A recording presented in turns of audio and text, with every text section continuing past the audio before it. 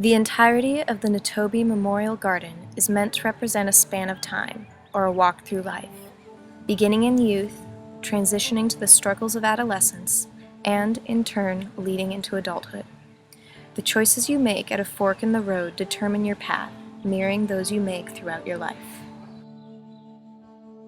The Nitobe Garden was built in 1960 to honor the prolific Japanese author, educator, diplomat, and politician Nitobe Inazo during pre-World War II.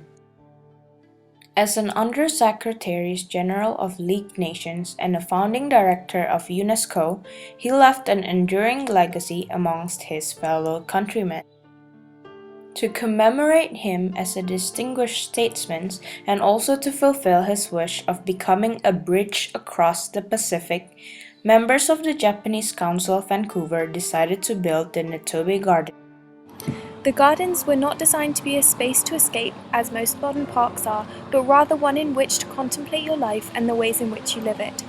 The garden then incorporates symbols of human hands, showing that we too can be harmoniously involved in our natural environment, showing how the garden shapes the story. The garden was also built in order to represent the image of home to the Japanese Canadians and also to introduce Japanese culture to the Western world, as its goal is to become the bridge across the Pacific. The first generation of Japanese immigrants graced the shores of Canada in the late 1900s. However, in the Second World War, 22,000 out of 25,000 immigrants were forced to move east because racism towards Japanese was apparent at that time.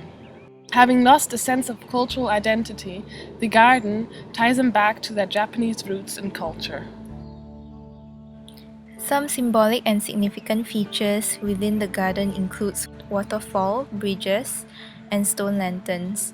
The waterfall represents masculinity and strength.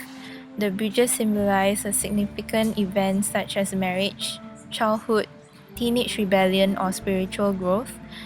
Meanwhile, the stone lanterns are meant to be symbolic of choices in life, as they often appear at a junction in a path. What do people think about the gardens now? It's serene, peaceful.